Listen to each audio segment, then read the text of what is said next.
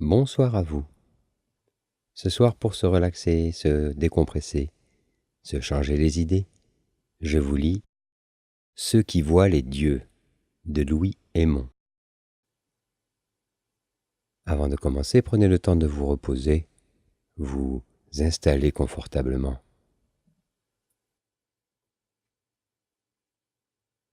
Father Flanagan dit avec un soupir.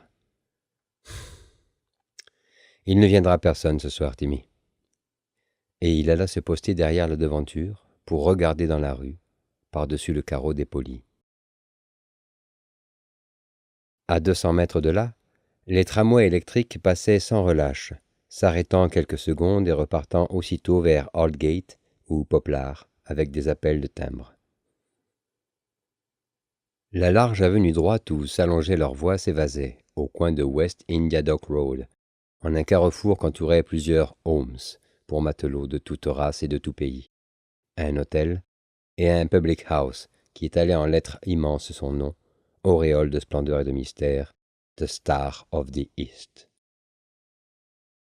Mais les tramways électriques, et à vrai dire tout autre symbole d'une civilisation effrénée, reprenaient leur sens exact et leur importance véritable lorsqu'on les contemplait du coin de Limehouse Causeway, du point précis que marquait la façade fraîchement peinte de cette boutique minuscule, presque une échoppe, mais une échoppe au fond de laquelle l'inscription neuve saillait comme un acte de foi, une échoppe qui semblait se détourner avec indifférence des rues larges et claires où le progrès passait avec son tintamarre de parvenu, et s'ouvrir sur la ruelle étroite où des races plus sages s'étaient réfugiées. L'inscription neuve se composait d'un seul mot, dispensaire. Mais, derrière la vitre de la devanture, une pancarte plus ambitieuse disait « Ici, on parle plusieurs langues et on comprend tous les hommes ». Cette affirmation pouvait sembler une fanfaronnade, affichée comme elle l'était à la lisière du quartier asiatique. Et pourtant, elle n'exprimait que faiblement la bonne volonté sans borne de ses auteurs. Tous les soirs, ils attendaient là, derrière les vitres dépolies, qu'on voulût bien venir leur demander ce qu'ils avaient à donner, et à chaque soir, ils se lamentaient qu'on leur demandât si peu. L'un d'eux se désolait de ne voir diminuer qu'à peine son arsenal de pansements et de remèdes, tout l'appareil composé avec amour, et dont l'ordre trop parfait disait l'inutilité.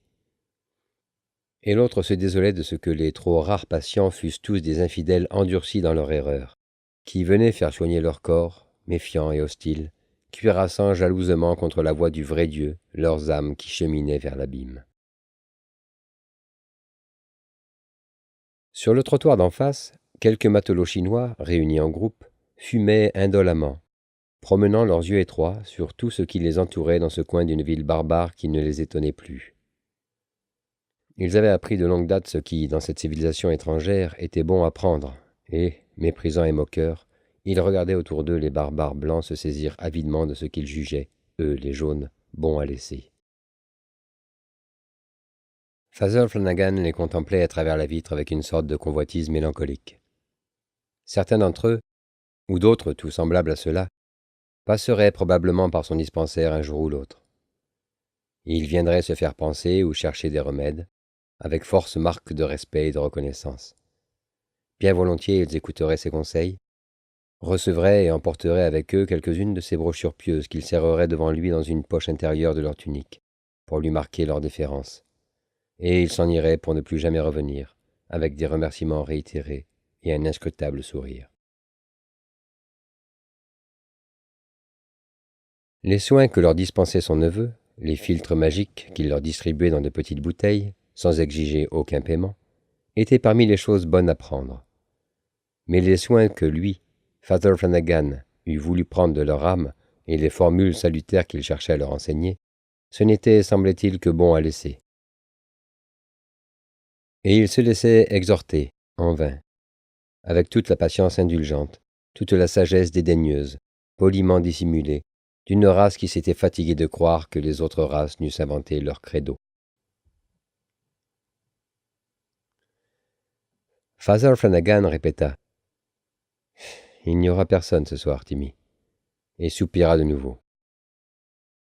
Son neveu se leva à son tour, s'assura d'un coup d'œil circulaire que tout serait prêt si quelqu'un venait par hasard, ouvrit une armoire dont il vérifia le contenu pour la 10e fois, et s'arrêta lui aussi derrière la vitre, les mains derrière le dos, pour contempler le spectacle de la rue d'un air découragé. Quand les généreux philanthropes qui soutenaient de leur denier cette croisade combinée d'hygiène et de foi catholique leur demanderaient des comptes, comment pourrait-on leur faire comprendre que tant d'efforts eussent produit des résultats si pauvres? Quelques matelots norvégiens, protestant naturellement, qui sortaient brusquement, traînant derrière eux des pansements inachevés, lorsqu'on insinuait avec des ménagements infinis que la plus ancienne des religions chrétiennes pouvait bien, après tout, être encore la meilleure. Des Irlandais de Wapping, catholiques ceux-là, qui venaient avec force profession de foi se faire soigner pour des malaises imprécis, et finissaient par mendier de quoi aller boire à la santé du vieux pays. Des Asiatiques qui proclamaient dès l'abord avec orgueil une conversion ancienne, et s'ébahissaient grandement d'apprendre qu'ils avaient abandonné le culte de leur père pour embrasser un autre culte qui n'était pas vrai. Bilan misérable qui eût découragé des foi moins robustes. Pour la 3e fois, Father Flanagan répéta avec tristesse « Il n'y aura personne ce soir, Timmy. » Et il colla son front à la vitre pour voir plus loin dans Limehouse Causeway, où d'innombrables infidèles se préparaient à dormir en paix, pleins d'une confiance lamentable en l'efficacité de leurs idoles. Chez chacun des 17 logeurs chinois, derrière les murs du restaurant de Wang Ho et de la boutique Chongchu, et dans Penfield, de l'autre côté de West India Dock Road, il n'était guère de maison qui ne servit de refuge à quelques fils de l'Empire du Milieu. Dans la journée, lorsqu'ils étaient lassés de chercher un navire dans les docks voisins, ils flânaient sur les trottoirs, jouaient avec les bambins de la rue ou faisaient la cour à quelques beautés blanches. Mais voici que la nuit était venue, et l'un après l'autre, ils mettaient une muraille entre eux et les barbares pour retrouver l'atmosphère de la terre sacrée et sa grande paix. Father Flanagan suivait de l'œil les formes indécises qui s'agitaient dans l'ombre de la rue. De temps à autre, une porte s'ouvrait, laissait flotter sur le mur d'en face une faible clarté, et se refermait. Chaque fois qu'une de ces clartés trouait l'ombre et dessinait un instant sur la chaussée ou les murs une silhouette qui s'effaçait aussitôt, il comprenait que c'était encore un païen qui lui échappait, pour ce soir-là tout du moins, et il soupirait tristement. Le bruit de la porte qui s'ouvrait le fit se retourner d'un seul coup, et quand il vit que c'était une femme qui venait d'entrer, il s'avança avec son meilleur sourire de bienvenue, pendant que son neveu s'installait derrière sa table. Il la fit rasseoir, et tandis que le prêtre s'efforçait de la mettre à son aise avec des paroles de bon accueil, le médecin avisait la main blessée et déroulait doucement les linges maculés qui l'entouraient. Quand il eut examiné le mal, il dit très doucement, comme s'il eût parlé à un enfant. « Ce n'est qu'un abcès, un petit abcès. Il va falloir que je vous fasse un peu mal, mais ce ne sera pas long. » Pendant qu'il ouvrait l'abcès, Father Flanagan resta à son côté, lui passant les bandes de toile et les fioles, et tout en envoyant à la patiente des sourires d'encouragement, il cherchait à deviner qui elle était et d'où elle venait. Ni malaise, ni hindoue, mais trop brune pour une levantine. Ses cheveux noirs, huilés, fins, nullement crépus, étaient cachés sous un châle. Le même châle cachait ses épaules et son torse, et descendait bas sur la jupe effrangée. Et les pantoufles ornées de perles et de paillettes qu'elle avait aux pieds semblaient avoir laissé dans la boue de Londres tout l'éclat et le scintillement de leurs jeunes années. Pourtant, elle n'avait pas l'aspect de bête de somme qu'ont certaines femmes d'Orient. Même sous ses vêtements sordides, elle conservait une certaine grâce libre de port et de mouvement, et toute l'oppression écrasante d'une ville triste et dure aux pauvres n'avait pu tuer l'expression de ses yeux chauds et de son sourire ingénu, ni la naïveté, ni la vanité naïve d'une femme consciente du prix de son corps. Quand l'abcès eut été ouvert, soigné et pansé, Father Flanagan lui versa lui-même un verre de cordial, l'invita à s'approcher du feu, et causa avec elle en ami. Elle comprenait fort bien l'anglais, mais ne le parlait guère, et une ou deux fois employa quelques mots qu'il lui demanda de répéter. Timmy, qui rangeait ses instruments, dit soudain « Mais c'est du français !» et elle hocha vigoureusement la tête. Avec orgueil, elle expliqua qu'elle avait été instruite par des missionnaires français et leur meilleur élève. Son nom, Taoufa. Catholique? Mais oui, catholique romaine, et elle avait appris la couture, et à lire et à chanter dans les chœurs. Tout ce qu'une femme doit apprendre pour devenir l'égale des blanches, être convoitée des jeunes hommes, et gagner finalement le paradis. Le vrai paradis, celui des saints et des anges. Elle l'avait appris avec le plus grand soin, dans l'île où elle était née, quelque part entre les Samoa et les Marquises. Les mains sur ses genoux, Father Flanagan se penchait vers elle d'un air enchanté. Il lui demanda d'une voix plus basse. « J'espère que vous n'avez pas négligé les pratiques du culte depuis que vous avez quitté votre pays. Hein ?» Elle avoua avec simplicité qu'elle les avait un peu négligés, parce que, malgré elle, elle ne pouvait arriver à croire que le Dieu de là-bas fût bien le Dieu qu'il fallait ici. Tout était tellement différent. Et puis elle ne savait où aller. Elle ne connaissait personne qui pût continuer à lui apprendre. Father Flanagan lui prit une main entre les siennes et lui expliqua très doucement, moitié en confesseur et moitié en ami, qu'elle avait eu grand tort, qu'elle avait compromis son salut et que, clairement, c'était la main de Dieu qui l'avait, ce soir-là, conduite vers lui. Dès le lendemain, elle devrait revenir le voir, et tout serait promptement remis en ordre. Elle l'avait écouté avec respect et même un peu de crainte. Pour la réconforter, il la questionna sur cette île où elle était née. Était-ce une île plaisante et fertile, où il faisait bon vivre? Pour toute réponse, elle poussa d'abord un grand soupir extasié, avec un geste tendre de ses mains dans le vide. Et quand elle essaya de décrire l'île bienheureuse, elle se trouva forcée de s'arrêter à tous les mots, hésitante, pour répéter ce geste qui voulait dire tant de choses. En vérité, cette île était belle et douce, la perle du Pacifique, une merveille que le Seigneur gardait jalousement dans un coin du monde, presque secrète pour ses seuls élus. Il y avait de grands bois pleins de parfums lourds, et des sentiers tracés dans ces bois comme des défilés. Deux sources, une colline du sommet de laquelle on voyait de tous les côtés la mer bleue fouettée d'écume, la ceinture de corail et la lagune lisse comme une feuille où passaient les pirogues des pêcheurs.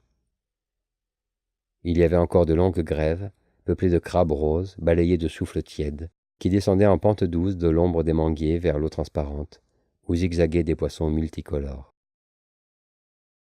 Et les chœurs de femmes dans les bois, et les cortèges de fiançailles qui passaient en chantant aussi, agitant des palmes et des fleurs, et les bains dans la mer chaude, d'où l'on émergeait en riant pour se sécher au soleil, et tresser des couronnes de fleurs pourpres qui semblaient retrouver une vie nouvelle dans les chevelures noires lavées et frottées d'huile.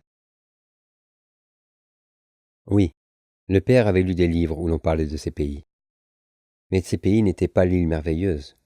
Les pères de là-bas, quand ils avaient voulu lui décrire les délices du paradis, avaient dit que ce serait une île immense, semblable à sa patrie, mais encore plus belle, où l'on ne connaîtrait pas les typhons ni la mort.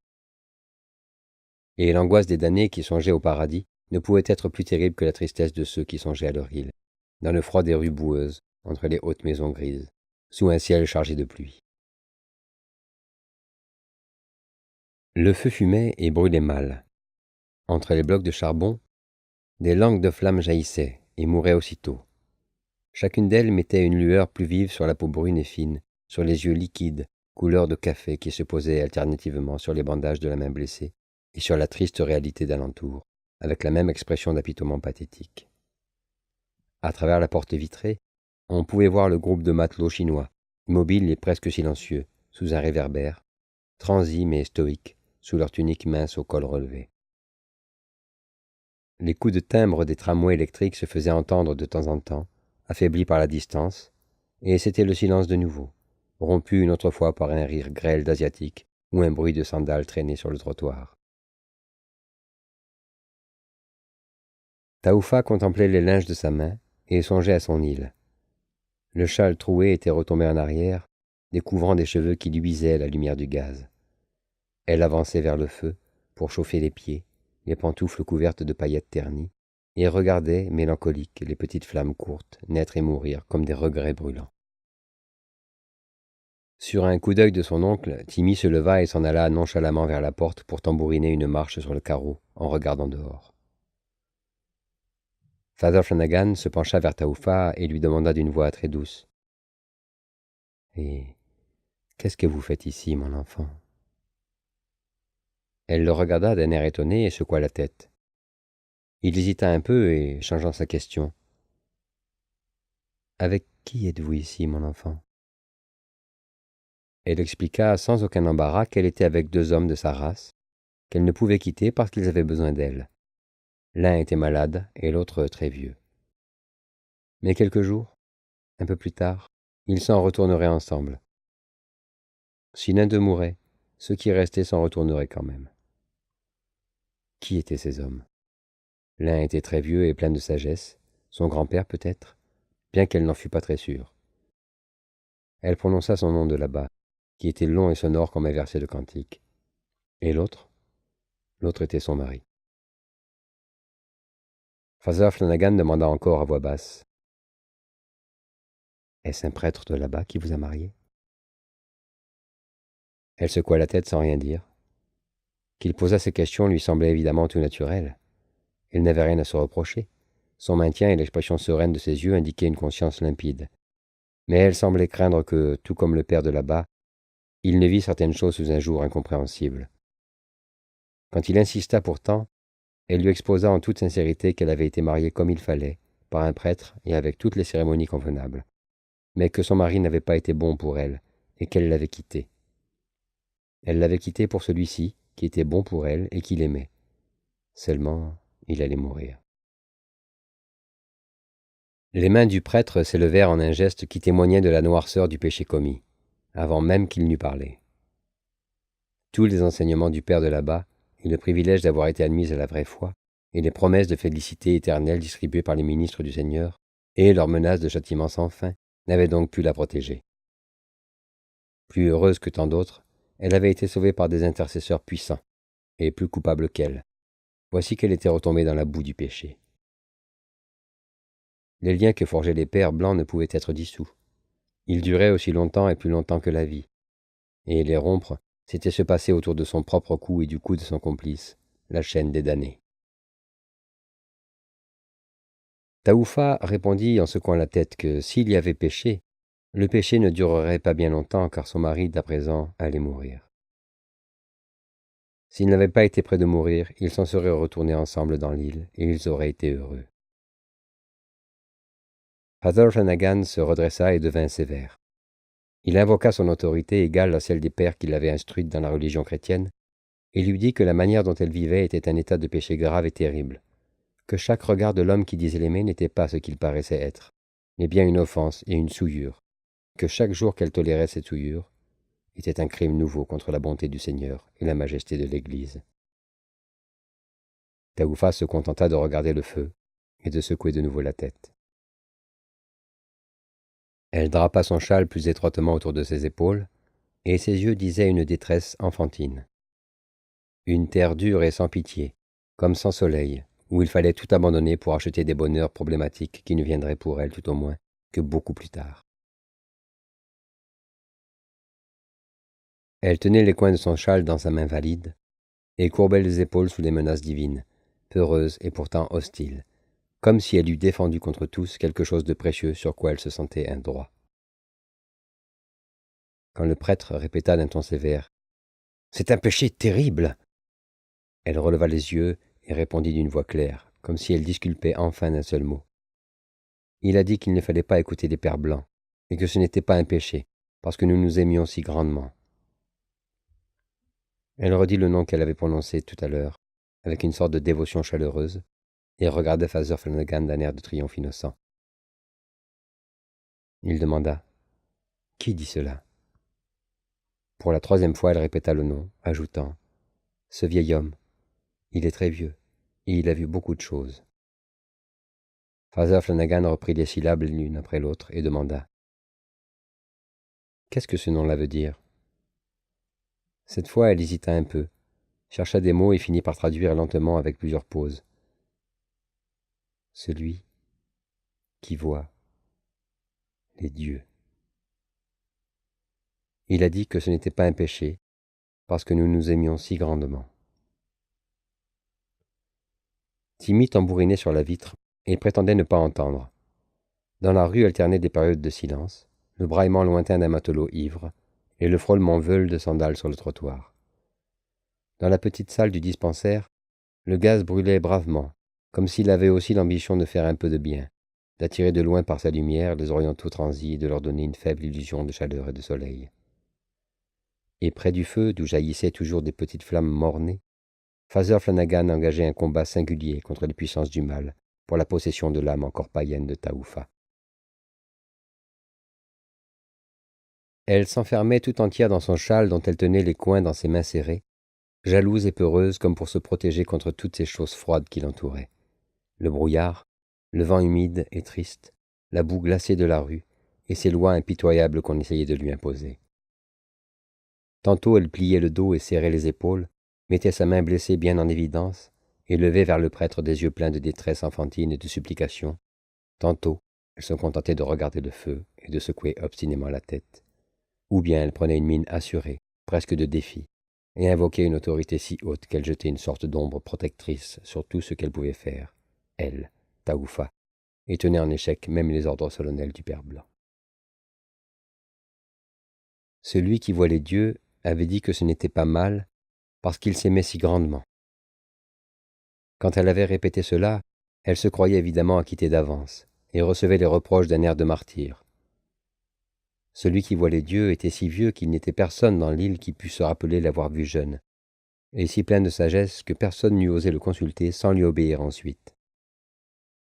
Voilà longtemps qu'il avait cessé de travailler et de marcher comme les autres hommes, et quand il était encore dans l'île, restait tout le jour assis auprès des monuments de pierre élevés par les héros et les dieux d'autrefois, qu'il voyait et dont il entendait les voix. Quand on lui demandait un conseil, il attendait pour répondre que les dieux fussent venus à son appel et l'eussent éclairé d'une sagesse surnaturelle. Et ceux qui consultaient restaient à distance, troublés et frappés d'épouvante, pendant que les puissances invisibles se réunissaient autour de lui, et parlaient en signes miraculeux et redoutables. Et quand il faisait enfin connaître ses conseils, ils étaient si justes et si sages que clairement, c'était la voix des immortels qui les avait dictés. Même ici, au cœur des pays sans soleil sur lesquels devaient régner des dieux moroses, il restait tout le jour perdu dans une contemplation mystérieuse, et rien ne pouvait troubler sa paix. Quand les pères de là-bas avaient tenté de lui parler de leur Dieu, il leur avait répondu que ce Dieu-là n'avait jamais été de ceux qui venaient tenir conseil avec lui. Et même les élèves les plus dociles des pères, et les croyants les plus fidèles de la nouvelle religion, s'étaient accordés pour dire que le Dieu blanc devait être trop jeune pour un homme d'un âge aussi prodigieux, et qu'il valait mieux le laisser en paix au milieu des dieux de sa jeunesse, qui avaient depuis longtemps quitté la terre. Father Flanagan écoutait sans quitter des yeux la figure brune où dansaient des reflets de flammes, et il s'attristait de voir si clairement qu'elle était redevenue une petite sauvage idolâtre, et que peut-être elle n'avait jamais été autre chose au fond. Les enseignements pieux, les efforts de missionnaires dévoués, les leçons ressassées inlassablement à un cercle de grands enfants au cœur simple, là-bas, en marge du monde, tout cela s'était évanoui aussi vite, et sans laisser plus de traces que l'eau qui sous le soleil sortait en buée des chevelures mouillées, après le bain, sur les longues plages où s'affolaient les crabes roses. Les commandements de Dieu et de l'Église ne pesaient rien dans la balance, parce que dans l'autre plateau, un vieillard idolâtre avait laissé tomber une sorte d'absolution sauvage. Il dit soudain, « Si celui qui voit les dieux est encore païen, il n'est que temps qu'il apprenne à connaître la vérité et qu'il entende parler du vrai Dieu avant d'être appelé devant lui. Où habitez-vous, Taufa ?» Taufa lui jeta un regard rapide de bête traquée et se cacha la figure dans son châle. Quand il répéta sa question, elle répondit d'une voix terrifiée. « Nous habitons dans Pennyfield, au père, dans la maison à côté de la boutique de Yumtua. Mais il ne faut pas venir. Les deux hommes qui sont là, il faut les laisser en paix, père. Il y a mon mari d'à présent, qui va mourir bientôt, parce que le froid est entré dans sa poitrine. Et il dit que si je n'étais pas avec lui, moi qui l'aime si grandement, le froid entrerait jusqu'à son cœur, et son sang s'arrêterait de couler. Et celui qui voit les dieux, père, il est si vieux.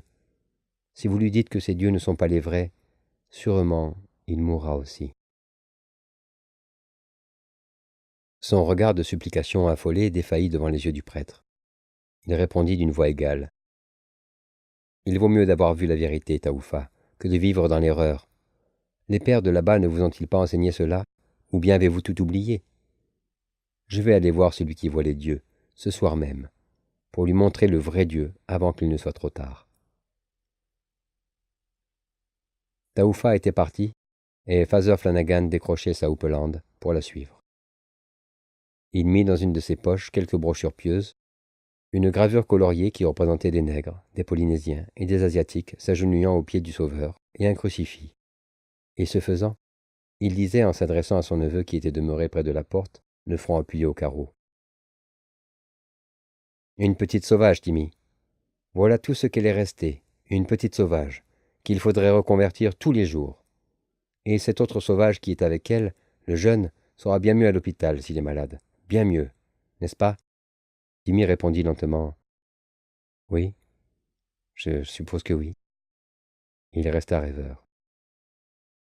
Pourtant, continuait le prêtre, ces gens des races brunes sont plus faciles à influencer que les jaunes. Des barbares, si l'on veut, mais des barbares au cœur tendre. On peut les toucher, ceux-là, en parlant à leur sens d'abord, en leur montrant celui qui est mort pour eux, comme pour nous, et en leur racontant sa mort, pour leur faire comprendre combien il les aimait. Un père m'a raconté autrefois qu'il était arrivé dans une île du Pacifique où il n'avait encore jamais vu de missionnaires, et que dès le premier jour où il les avait réunis autour de lui, et leur avait raconté, par la bouche d'un interprète, et simplement comme un conte, la vie et la mort du Christ, et les tourments qu'il avait endurés pour l'amour de nous. Avant qu'il n'eût fini son récit, toutes les femmes pleuraient et se lamentaient, demandant si vraiment il était mort. Et quand il leur montra le crucifix et leur dit que c'était son image, une d'elles le supplia avec des larmes de l'enlever enfin de sa croix si dure pour le laisser reposer sur des nattes. Et c'est pourquoi, Timmy, nous sommes désignés, bien mieux que les protestants, pour nous adresser à ces gens-là et toucher leur cœur. Les autres ne peuvent que leur expliquer péniblement une foi incolore et tout en paroles, tandis que nous leur mettons, nous, sans cesse sous les yeux l'effigie de celui qu'ils doivent adorer. Et quand ils voient sur son visage et aux plaies de son corps ce qu'il a souffert pour eux, ils en viennent toujours à l'aimer, en sauvage peut-être, mais à l'aimer.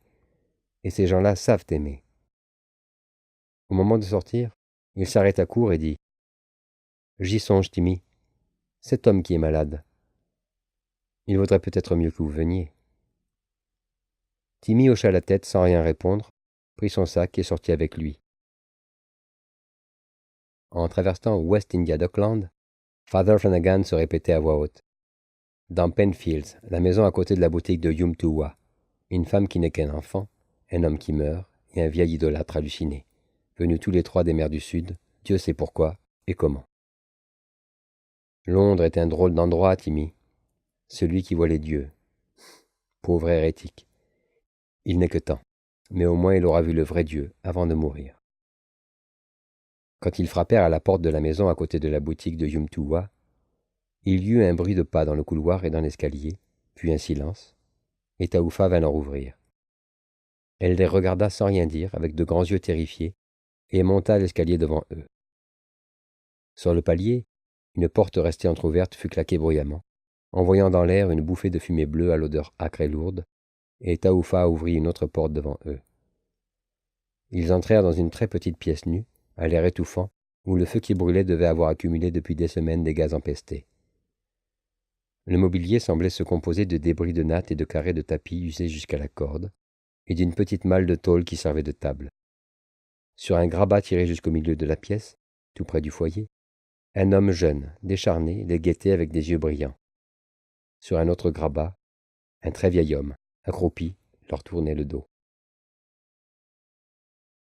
Father Flanagan dit à haute voix.